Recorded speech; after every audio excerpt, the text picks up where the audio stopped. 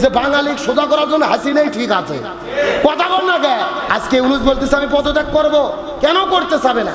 Doctor Yunus যদি ক্ষমতা ছাড়ে বাংলাদেশের ভাগ্যাকাশে অন্ধকার সময় অপেক্ষা করতেছে। এই সমস্ত বিষয় দেখে মনে হচ্ছে যে বাঙালি সোজা করার জন্য হাসিনাই ঠিক আছে। কথা বল না কে? আজকে আমরা এমন বিপদের মধ্যে পড়েছি, শেখ হাসিনা পালিয়ে গেল, মাত্র 9 মাস পার হচ্ছে, চতুর্দিকে খবর ছড়িয়ে পড়েছে যে ডক্টর ইউনূস পদত্যাগ করতেছে। নাহিদ ইসলাম গতকালকে সাক্ষাতে নিশ্চিত করেছেন যে ডক্টর ইউনূস পদত্যাগ করতে চাচ্ছে। এখন বলেন ডক্টর ইউনূস যদি পদত্যাগ করে অবস্থা ভালো হবে না খারাপ হবে?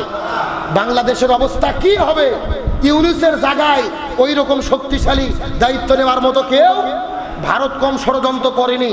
বাংলাদেশকে নিয়ে হাসিনা পালিয়ে যাওয়ার পরে একমাত্র ডক্টর ইউনূস থাকার কারণে ওরা পেরে উঠতে পারেনি।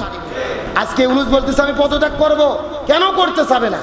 ক্ষমতা নেওয়ার পর থেকে যত আন্দোলন আর যত দাবি, আজকে শাহবাগ অবরোধ, কালকে যমুনা অবরোধ, পরের দিন কাকরাইল অবরোধ, মানে গত 16 বছরে যত দাবি ছিল 9 মাসে কাজ আদায় করতেছে।